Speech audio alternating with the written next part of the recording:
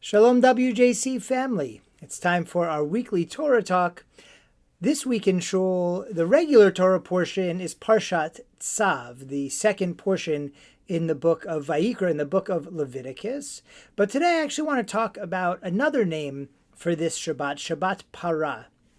This is the Shabbat leading towards Passover, the last two weeks usually in the month of Adar 2. After Purim, we have Shabbat Parah and Shabbat HaChodesh, both reminding us that the next month is Nisan and Passover is coming, and there's all these special things we have to do for Passover.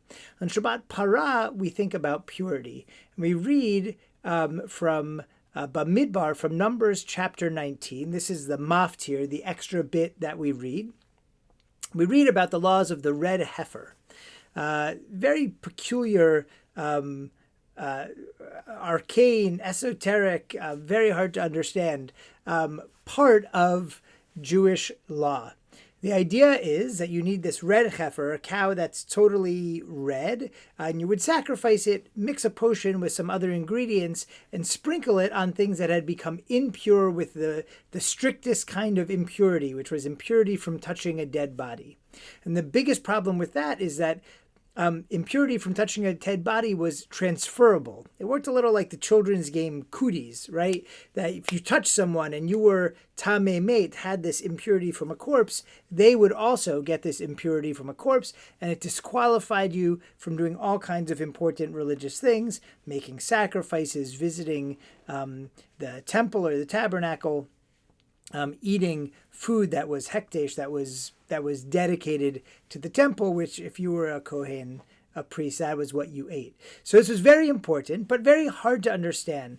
In Numbers 19:2, we read, Zot chukat haTorah, asher tziva Adonai lemor. This is the chok. Chok is a decree, a ritual law. It comes to mean a law that we just can't understand. So this is the chok that the Lord has commanded. Instruct the Israelite people to bring a red cow without blemish, in which there's no defect, on which no yoke has been laid. And then it gives the whole formula for making this potion to cure this impurity, this tameh mate, this impurity from a corpse.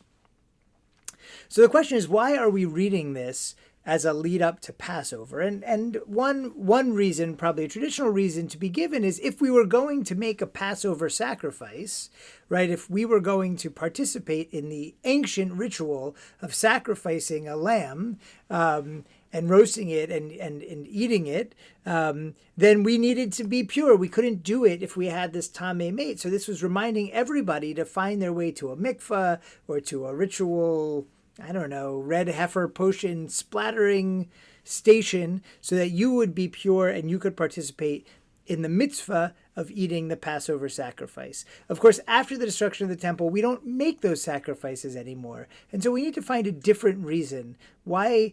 So one reason could be it's reminding us it's time to start purifying our houses, starting to get all the chametz out of our house, all the leavened products, and maybe that's part of it.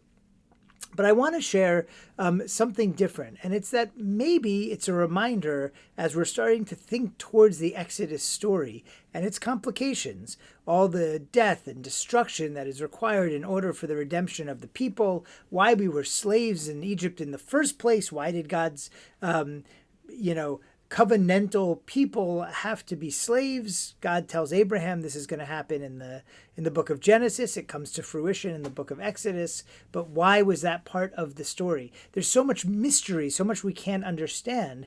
Then we come to this idea of a chok, a law we can't understand. Maybe it's trying to remind us that there are some things that are just, we're not going to be able to understand, and that it's the ritual and the celebration and the commemoration and the remembering and the telling the stories and the eating the matzah and the doing the things that helps us to navigate in a world that we don't quite understand. There's some wisdom to that, I think. In Sefer HaChinuch, we don't know who the author was, but we know it dates around the 12th or 13th century in Spain.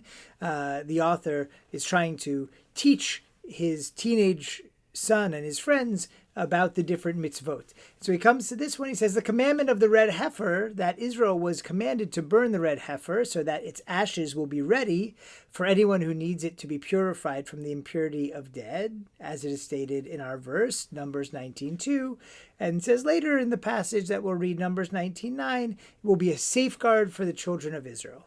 And listen to what he says about this law.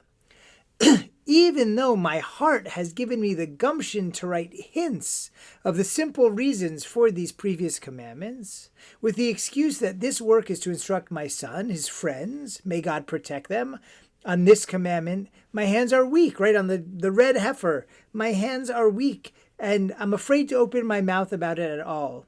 Since I have seen that our rabbis, may their memory be blessed, spoke at length regarding the depth of its secret and greatness of its content, to the point that they said, and then he quotes Midrash Tanchuma, that Solomon the king was able through his wisdom to understand all the reasons of the Torah, except for the laws of the red heifer. As it's stated in Ecclesiastes, I have said that I will understand, but it is far from me. That line is talking, so he says about the red heifer.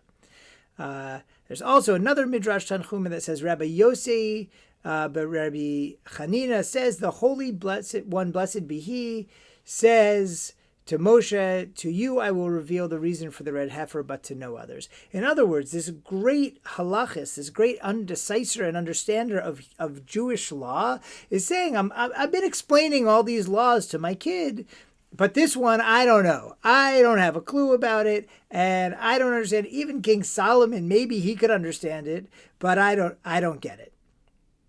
And he goes on, and there are many other similar statements. And now of people who say they couldn't understand for one reason or another the laws of the red heifer. And now the listener should not think that the matter of its secret and the matter of its being an irrational commandment, a chok, is that the ashes affect purification, as one will find a similar process with other sacrifices for the person with a discharge or a new mother whose purification is completed by the offering of their sacrifices. In other words, don't think that this is just like all the rest of the ways you could be impure. This is completely non-understandable. Okay, so that's Sefer HaChinuch. So why do we do this? Why do we read the passage of Parah? I think we are trying to capture this feeling that at this moment, as the Exodus story is approaching, we are in fact being told that it is okay to be confused. It is okay to find the world around us incomprehensible. And I know a lot of us have that feeling right now. It's confusing. It doesn't make sense. Goodness does not seem to be rewarded. Evil does not seem to be called out. There's so much suffering all around. And it seems so hard to find ways to move forward and to cure that suffering. All of that. And we're going to celebrate Passover. We're going to make this big festival about redemption. Well, I don't even understand that redemption, no less the redemption that I'm trying to expect in this world today. And Parah comes around and says, it's okay. It's okay. We don't have to understand it all. Sometimes it's good to be confused. That part of faith is being confused. Maybe the Parah comes along to tell us that we, not only don't we know it all, but we don't need to know it all, that we're only going to make it if we have a sense of faith. And that by embracing the rituals, by reading even these arcane passages, by cleaning our houses and getting rid of all the chametz, all the leavened bread, and eating matzah and maror, bitter herbs, and telling this Passover story that's not even really a telling of the Passover story if we read the Haggadah the way it is, this convoluted way through the Midrash, that all of that, it's okay.